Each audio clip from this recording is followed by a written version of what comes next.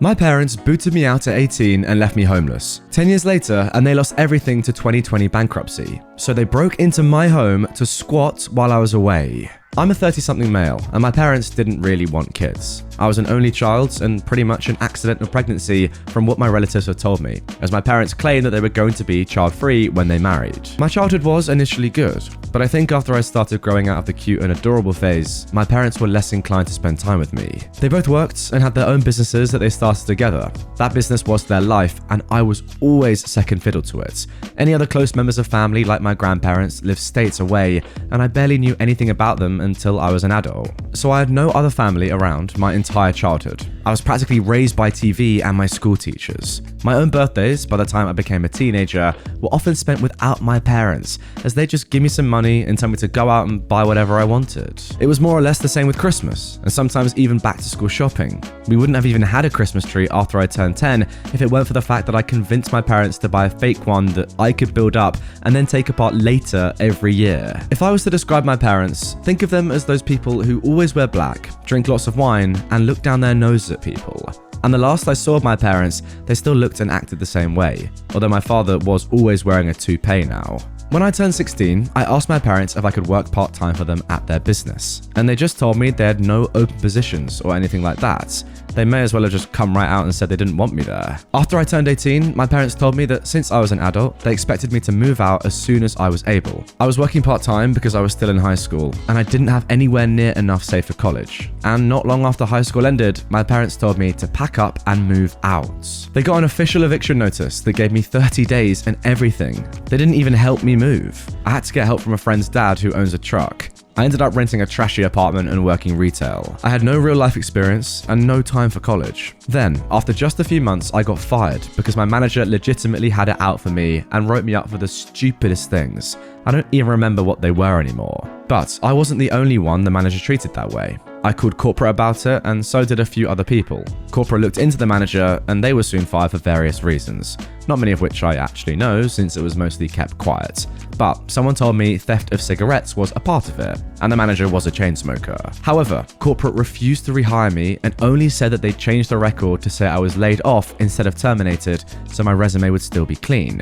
I guess they considered me damaged goods or something. So I ended up going broke pretty fast because I was terrible at managing my own money and I couldn't find steady employment. So I lost my apartment. I went back to my parents, begging for help, but they refused to take me in. Not even for a little while to get back on my feet.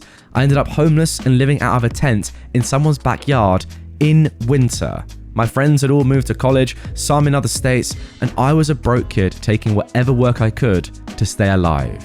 My salvation came when one of the neighbors of my parents found out I was living out of a tent and offered to take me in for a little while so I wouldn't freeze. She helped me badger my parents into telling me how to get in touch with the other members of my estranged family. My parents did not want to say. My guess is out of fear of being judged for throwing their son out the way they did. But they coughed up the info and gave me a list of contact details, and then told me not to bother them ever again. I called my grandparents from my father's side of the family, and they were very surprised and happy to hear from me, because they hadn't seen me since I was an infant, and I'm their only grandchild. My grandparents, after finding out my situation, flew me over to live with them as soon as they could. They basically adopted me.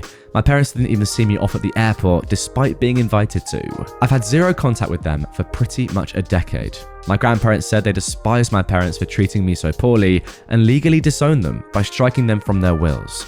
My parents, I'm told, were not happy to hear that, but also said it didn't really matter because they were plenty well off and didn't need anything from my grandparents.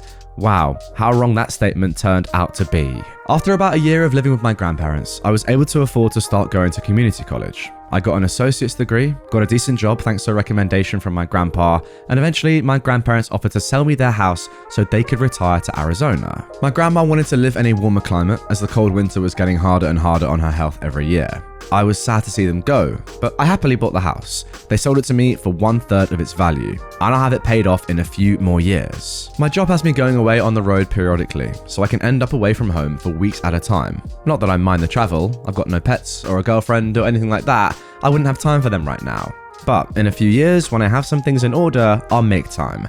I don't want to stay a lonely bachelor forever. Then one day in late 2020, I came home after being away for over 2 weeks. only to find a large white van I didn't recognize in my driveway. I was getting ready to call the police when I noticed the van had the logo from my parents' business on the side of it, and I felt dread. Yes, my parents were there. They'd broken in somehow and were living out of my home, and they had the nerve to greet me like we were buddy-buddy the moment I walked in. I told them to get the heck out, and they refused because it was Grandma and Grandpa's house. I said it wasn't their house anymore. They'd sold it to me when they retired. They'd have known that if they were in any way involved with my life. But they threw me to the wolves 10 years prior with no life experience. We argued and they refused to leave. My father told me it was his parents' house first, and that meant that he and my mother had the right to live there if they wanted. I walked right into the bedroom, locked the door, and called the police. When the cops showed up, they were of no help. My parents claimed to them that they'd already been there long enough to have residency, which was a complete lie, but I had no cameras to prove they weren't there a month. My neighbors had no cameras either, so it was my word against my parents over how long they'd really been there, and they were claiming squatters' rights. They told police they had a verbal rental agreement with me and that I was trying to illegally evict them for no reason. My mother even put on the waterworks when saying that. The police told me it was a family dispute and to file eviction with the courts to get them out, and this was in 2020. Getting to court for anything took longer because of the pandemic. Meanwhile, my parents are squatting in my house, rent-free, rubbing it in my face. From the information I got out of them, their business went bankrupt and they sold off almost everything they had to pay their debts. All they had left was the van and a few personal belongings, so they expected to live in my house rent-free for the foreseeable future. They were working too. Both of them soon got new jobs. My father a delivery driver, my mother a sales associate. They were making money, and the only things they contributed to was electricity and water utilities, which was basically just handing me a $100 bill every month and saying I should be grateful they were paying me anything. Anytime I tried to discuss proper rent with them, they just said I owed it to them to live rent-free because I took 18 years of their lives. And it's not like they were demanding the money back for that time. They then threatened to stop helping me with utilities altogether. I was so at my wit's end that I ended up calling my grandparents to explain the situation to them. They were very unhappy and spoke with my parents, but my parents still said they had the right to stay in my home and refused to budge. My grandpa told me he was sorry it had come to this, and that if they hadn't sold me the house, my parents wouldn't have invaded.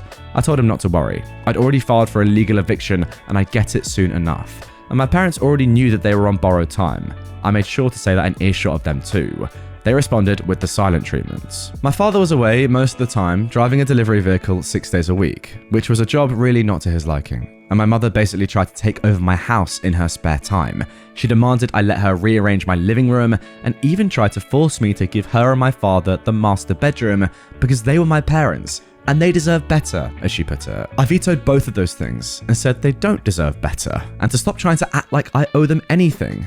I didn't ask to be born, and it's a normal obligation for parents to raise their own children, and all they were doing was trying to assert dominance to try and keep me from kicking them out. Finally, after 4 months and now into early 2021, I managed to take my parents to court over their squatting. We only needed to go to court because they fought the eviction and tried to gaslight me into rescinding it. They tried to use the fact it was formerly my grandparents' house and the fact they were giving me $100 a month as some sort of leverage of residency.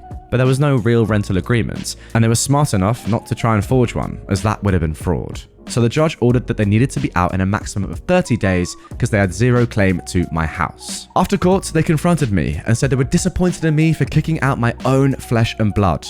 I couldn't help but laugh and called them hypocrites because that's exactly what they did to me without a care in the world for my well-being. They had no love for me, so I have no love for them. I owed them nothing. They just tried to act like everything that was mine was theirs, but they had no right to call themselves my parents because they've never actually really acted like it. I called them a pair of snobby, lying narcissists to their faces and told them to get their affairs in order because they already know I won't hesitate to call police if they do not leave my house when the 30 days are up. My father looked enraged, but my mother stopped him from saying or doing anything by grabbing his shoulder and shaking her head. He sneered at me and walked away. They left, but not without a lot of tension. That final month was spent with them either guilting me to try and make me change my mind or completely ignoring me. I put up a calendar in the living room and checked off each day before they had to leave with a red marker, and the exact day they were to be out was marked with a big red circle. I still remember that final day. It was March 2nd. My parents waited until the exact day they had to leave my home for good before they finally left. even when all their stuff was out of the house and they were sleeping on the floor in the guest room for a few days. Since they were so convinced they could make me let them stay, they didn't bother to try and look for an apartment until after the court eviction went through, and my mother spent weeks scrambling to find one. They had to get a tiny and trashy studio apartment in the next city over because it was the only thing they could find on such short notice. A lot like what I had to do when I was 18. Quite ironic. I drove my mother over to see it once, and the apartment was terrible. The walls were baby bath green, the carpet looked like it was 20 years old, the only window just had a view of a brick wall outside, no dishwasher, the stove was the smallest one I've ever seen, and the toilet looked like it really needed to be replaced. The walls also did little to stop noise from neighbours. There were already 2 people loudly fighting in the adjacent apartment while we were there. My mother went out of her way to try and give me sad looks while dropping hints that I should be feeling guilty that I was reducing them to live in such a place. But I just acted obliviously to it all until she finally stopped. They signed the lease right away and moved what little stuff they had into the apartment over the weekend. They also ended up demanding the queen-size bed, dresser, and flat-screen TV from my guest room. I told them just to take the dang things because I no longer wanted them in the house after they spent 5 months sleeping in that room. They looked at me like I was treating them as though they were diseased and demanded nothing more. The moment they had to leave for good, I started changing the locks on all exterior doors. All their stuff was at the apartment, and they'd spent their last night in my guest room. They watched me start ripping the old lock off the front door as they were getting into their van. They said nothing, I said nothing, but they just sat and watched me for a while until I had the new doorknob on. Then they finally left. I breathed a massive sigh of relief the second that van went down the road. I figured karma had finally come for them and they could live under a rock for all I cared. But nope. My grandparents heard from them recently. They'd called them to brag that they had a new business, similar to their old one, in the same state I'm living in now. And they're basically on track to be right back to where they used to be in life prior to the pandemic. Yes, making good money and looking down on others. I've already Googled their new business and it seems like it is doing well. They have many positive reviews and everything. I'm pretty freaking resentful, truth be told. They put me through being homeless, squatted for next to free at my house for months, then went right back to being the snobby, wine-drinking business people they used to be. If karma is real, it's taking too damn long. Oh, what a story that is. First of all, before we even get into what your parents have done over the course of your entire life, the primary thing you need to do right now is ensure that your house is completely locked. You know, like get the cameras in, you've got new locks, that's good. Get like some big old security gates, invest in some Rottweilers, I don't know. Just make sure that your parents can never ever step foot in your house again without being attacked and murdered. That is what I would suggest. Second of all, your parents themselves. Such users and abusers. I'm sorry that you wasted 18 years of their life. It was their decision to have you. Are you joking? Can you imagine blaming a baby for just existing? It's a very, very strange form of logic, I would say that. The fact that, you know, they just used you for that long and didn't even give you anything. And then we're like, oh, now that we need something, yeah, any chance we can just live in your house for free? What? You got so unlucky as well with the timing of the pandemic. That is seriously unlucky. But yeah, good stuff. Well done for holding your own. And I honestly hope you never see these guys again.